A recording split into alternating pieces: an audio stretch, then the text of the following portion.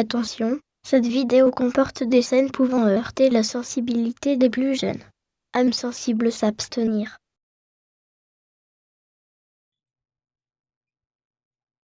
Je pense que l'on vous a déjà raconté l'histoire du petit chaperon rouge quand vous étiez petit. Bon, je vous la fais en gros. Le petit chaperon rouge, belle mais naïf, se fait bouffer par un loup rusé parce qu'elle lui a parlé, mais heureusement le magnifique bûcheron arrive pour la sauver en ouvrant le ventre du loup. Moralité, si les belles jeunes filles parlent au loup, il ne faut pas s'étonner qu'elles se fassent manger. Et deuxième moralité, les contes c'est super violent en fait.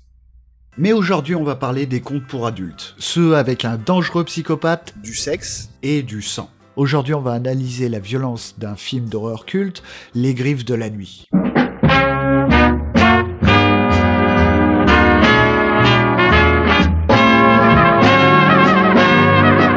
Here I've been planning and scheming and racking my brain. Sorti en 1984, réalisé par Wes Craven, Les Griffes de la Nuit ou A Nightmare on Elm Street, dans son titre original, est un film d'horreur type slasher. Le slasher est un type de film qui met en scène des meurtres de jeunes individus par un tueur psychopathe, appelé aussi Bogeyman ou Croque-Mitaine en français. et souvent à l'arme blanche. Même si beaucoup de slashers sont des œuvres cultes aujourd'hui, ils sont aussi énormément critiqués par leur côté violent, puritain et conservateur, dû à une morale souvent discutable. Et voyons ce qu'il en est pour ce film.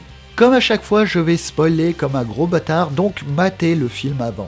Donc Les Griffes de la Nuit nous raconte l'histoire d'un groupe d'amis faisant des cauchemars où un homme avec des griffes les poursuit. Passant la nuit ensemble pour assurer Tina et après qu'elle couche avec son petit ami, elle est replongée dans un cauchemar provoquant sa mort. Son petit ami accusé de meurtre se fera lui aussi tuer alors qu'il dormait. Seule Nancy semble avoir capté que c'est quand même chelou tout ça et décide d'enquêter. Elle découvre que le tueur est Freddy Krueger qui a tué des enfants dans le passé avant de se faire tuer lui-même par les parents qui l'avaient brûlé vif. D'ailleurs, dans la première version, Freddy devait être pédophile. Mais Craven eut peur que l'on lui reproche de surfer sur la vague médiatique d'une véritable histoire de pédophilie qui fit scandale au moment du tournage. Nancy découvre aussi qu'il est possible de le ramener du pays des rêves à la réalité, ce qu'elle finira par faire après la mort de son petit ami.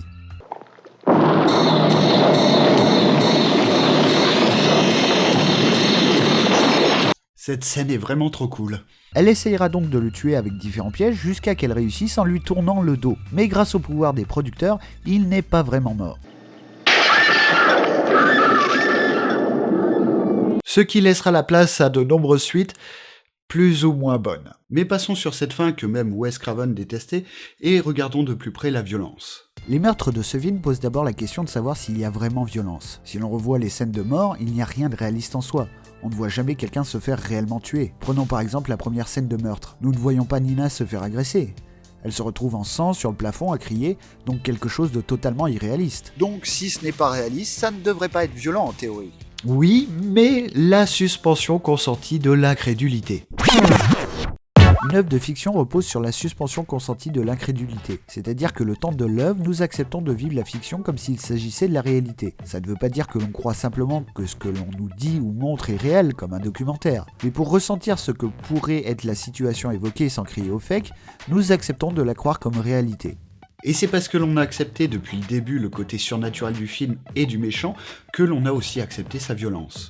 Donc même si elle est faite de façon irréaliste, nous acceptons de la voir de façon réaliste. Alors quel est l'intérêt de la violence ? Qu'est-ce qu'elle nous dit ? La violence dans un film d'horreur est de base pour nous faire peur, pour ressentir des émotions fortes. Comment montrer qu'il y a un réel danger pour que l'on ait peur pour les personnages ? Simplement avec de la violence. Il n'est pas rare d'ailleurs que le premier meurtre soit souvent très vite montré et aussi le plus violent. Il permet de faire comprendre rapidement le risque qu'il y a pour nos protagonistes. Mais ça ne veut pas dire qu'il n'y a pas d'autre message dans un film d'horreur que la volonté de faire peur. Pourquoi ces meurtres d'ados ? Pourquoi ce méchant ? Qu'est-ce qui fait que Nancy survit alors que les autres non ? Et pour comprendre ça, il faut que je fasse une parenthèse sur les slashers. Dans une définition de base du slasher, nous retrouvons un groupe d'adolescents poursuivis par un tueur souvent masqué et qui les tuera pendant tout le long du film, généralement avec un objet tranchant. D'où le nom slasher qui vient de tout slash qui veut dire tailladé. Donc ils seront tous tués à part une fille qui a compris avant les autres que quelque chose clochait et qui finira par tuer le tueur ou au moins le faire fuir. C'est la Final Girl. Carol J. Clover est connue pour avoir étudié les slashers et généralisé le concept de Final Girl que les fans de slasher connaissent bien. Dans son livre Men, Woman and Chainsaw, elle se posa une question. Est-ce que les films d'horreur, et principalement les slashers, sont là pour répondre à nos pulsions sadiques ? Parce que l'on sait très bien ce que l'on va voir dans un slasher. Un homme qui massacre de l'ado à tour de bras. On montre clairement cette violence. Complice du tueur, nous sommes même invités à nous identifier à lui. On se retrouve à sa place. Par exemple, dans Halloween, la nuit des masques, le premier meurtre est fait en caméra subjective. Il permet de laisser bien sûr le mystère sur le meurtrier, mais il y avait d'autres moyens de ne pas montrer le tueur. Et dans un genre ostensiblement orienté pour un public masculin, voir un homme tuer des femmes a donné l'impression pour beaucoup d'une sorte de voyeurisme sadique. Mais Clover a une autre conception de ça. Elle considère que ça pourrait plutôt être une vision masochiste. Et cela part de l'idée qu'au-delà du sexe, nous avons une identification de genre plutôt fluide. Nous pouvons nous déplacer d'un personnage à un autre, qu'il soit masculin ou féminin. Et donc elle montre que la Final Girl a des caractéristiques pour qu'un homme puisse s'identifier à elle. Elle est d'abord généralement vierge en évitant les vices des autres victimes, comme le sexe ou la drogue. Ce qui d'ailleurs a été dit dans Scream de Wes Craven. Règle numéro 1, surtout jamais de sexe. Pas d'exception, jamais d'exception. En langage gore, sexe rime avec mort. Mais sachez que cette étude a été faite avant Scream. Elle ne parle pas de la nouvelle vague des slashers, mais ceux des années 70-80. La Final Girl a parfois un nom unisexe et une histoire commune avec le tueur. Enfin, au cours de la confrontation, elle se masculinise, en prenant souvent une arme symboliquement phallique comme un couteau. Si, il y a vraiment un symbole phallique dans ce genre d'arme.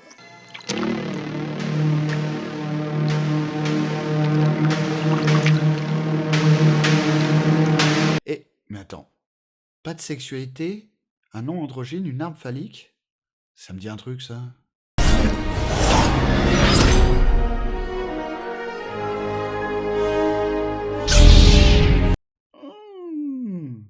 Enfin, si l'on reprend les plans subjectifs du début, le fait est que, à la fin, nous ne sommes plus le tueur, mais nous prenons la place de cette Final Girl.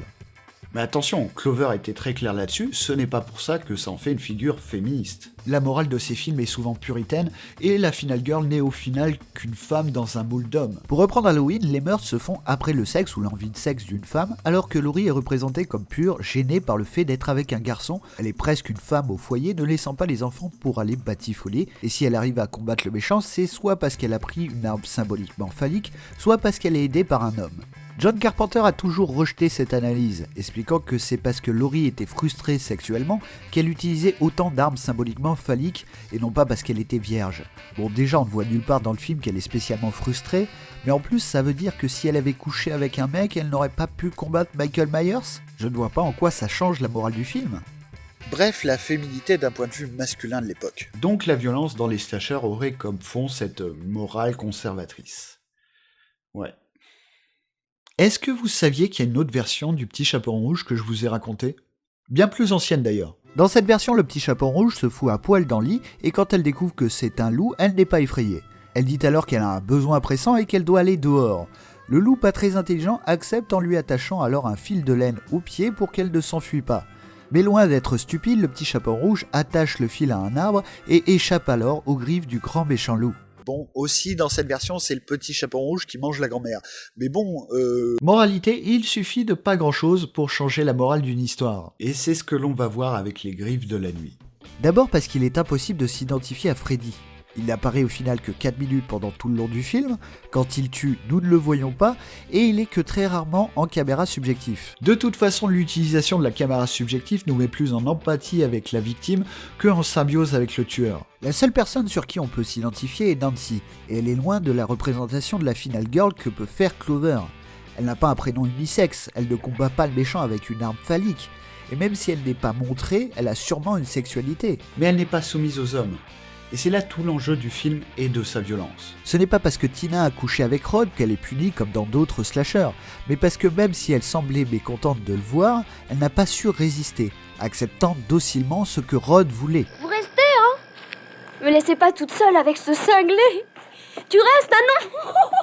À la différence de Nancy qui peut très bien refuser de faire l'amour avec son petit ami sans que ça fasse un drame. elle n'a pas peur des hommes.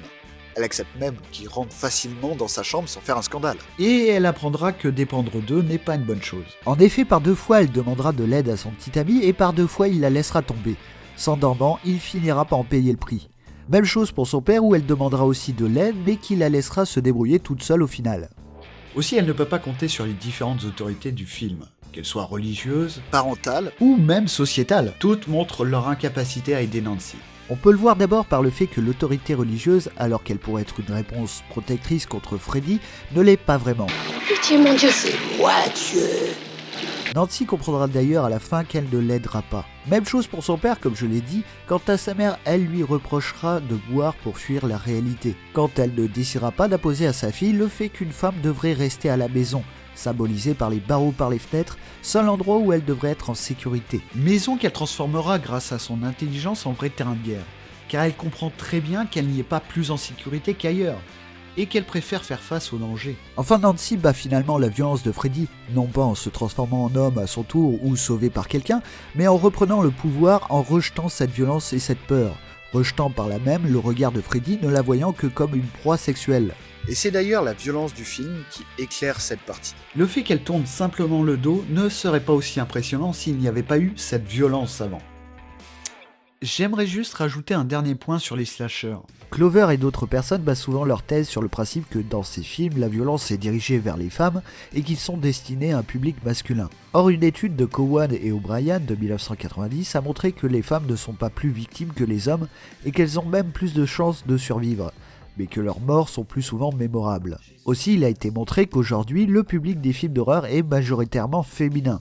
Majoritairement et aussi beaucoup plus fidèle que le public masculin. Et ce nouveau public est apparu grâce aux slashers.